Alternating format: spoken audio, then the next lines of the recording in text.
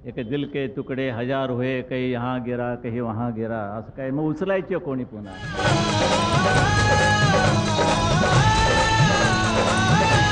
जबाबदारी आणि निर्णय प्रक्रियेत महिलांना सहभागी करून घेण्याची गरज आहे. निवडणुकीच्या तोंडावर महिलांचा जन्म आत्ता झाला, 1-2 आठवड्यापूर्वी.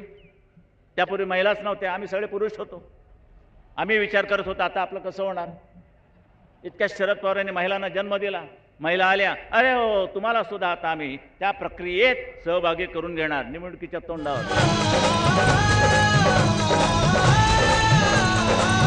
हा शरद पवार स्वतःचा स्वार्थ सारला गेला नाही की असा उलटा फिरतो की तुम्हीच चाट पडाल की अरे काल परकडे मिठी मारून बसलेला असा काय विचित्र दिसतोय. याचा पुढचा भाग कुठचा आणि मागचा भाग कुठचा.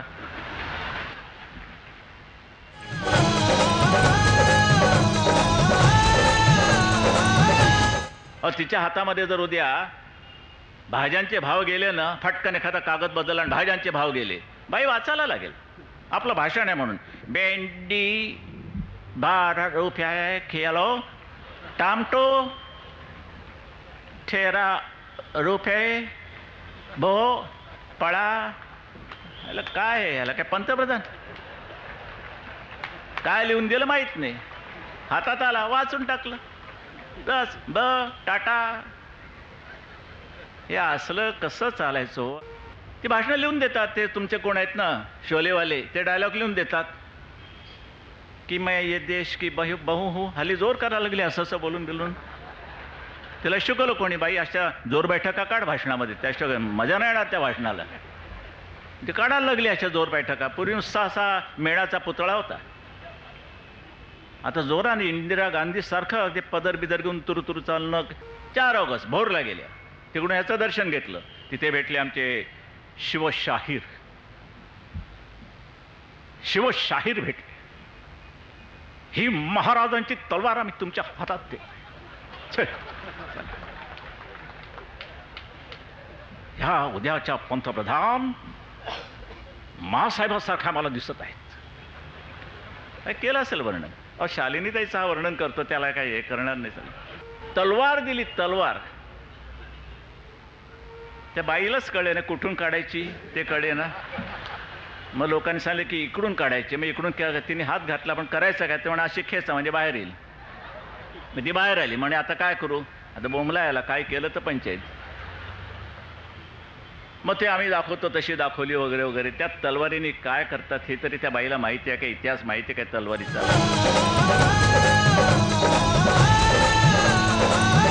शहीदांकरता कार्यक्रम होत आहेत सिने कलाकारांचे, आणि तिकडे साली नागडा डान्स सगळा तो. क्या बोलती तो आती क्या खंडाला. अरे काय त्याला खंडाला काय भड्या जातोस काय कारगिलला.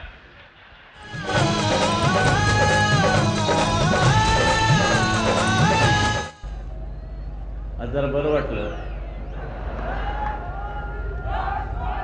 पत्रकारांना खुर्च्या न देता चटेवर बसवलं. काही म्हणजे सूडबीड काढला नाही. पण भगव्याखाली किती छान दिसता तुम्ही. तुमच्या डोक्यावरती भगवा झेंडाच पाहिजे, दुसरा झेंडा शोभून दिसायचा नाही.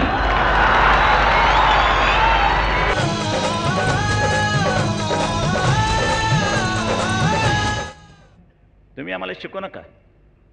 रामदास आठवले आणि त्यांचे धंदेच नव्हे. अरे आत्ता आज जन्म झाला, गोधडीवरती मुत्ताना तुम्हाला मी पाहिलेलं आहे. तुम्ही कशाला मला शिकवताय. मी त्यांना विचारलं की नामांतराच्या बाबतीत मात्र कठीण आहे म्हटलं. आणि मग त्यांनी मला उत्तर द्यायचं, नामांतराच्या बाबतीत तुमचे खरंच धनी. आणि मग मला तुम्ही जाणता विचार आणि काय बोलत मग बापाची काही कळत नाही.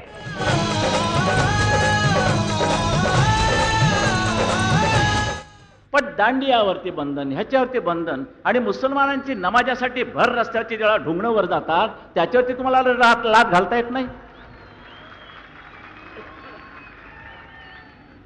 या हजी अलीला गाड्या अशा आणाव्या लागतात, अशा इकडून का, हे इकडे वर आलंय त्यांचं.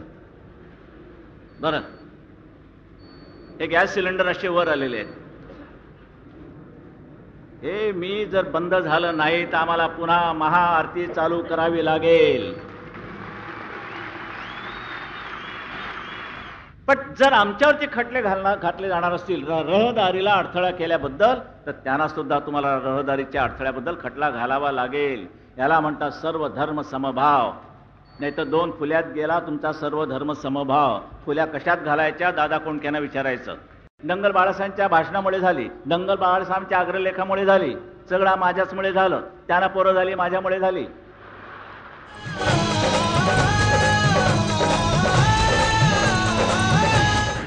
नवरात्रीत मला कोणीतरी बोलवलं एकदा, बरं ते शरद कोणीतरी आहेत ना हल्ली लिहितात काहीतरी, ते त्याने तिथं कार्यक्रम होता त्यांचा त्या दादर माटुंगा क्लबामध्ये.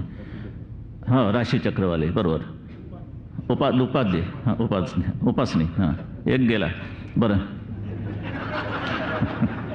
तर तो तिथे काहीतरी होम होता आणि तेव्हा बायका नाचायच्या. बायकामध्ये काय घागरी फुंकतात काय अमुक फुंकतात काय चालतं त्यांचं. तर ते नाचताना एक बाई माझ्याजवळ आली, अंगात आलेली, बरं जोरात नाचत होते. मला नाही तू का नाही उभा राहत म्हटलं, नाही मी बसलो ते बरं आहे बरं. नंतर प्रार्थनेच्या वेळेस सगळे उभे राहिले, ते ती बाई परत अंगात येताना अंगात होतच ते बरं आली जवळ. म्हटलं काय म्हटलं माझ्यासमोर घुमते, माझं काम करशील. म्हटलं मी तुझं काम करायचं का तू माझं काम करायचं. बरं तुझ्या अंगात आले माझ्या नाही बरं. आणि मग तिने सांगितलं माझं काम करशील. म्हटलं बोल काय बोल, माझ्या भाच्याला नोकरी लावशील.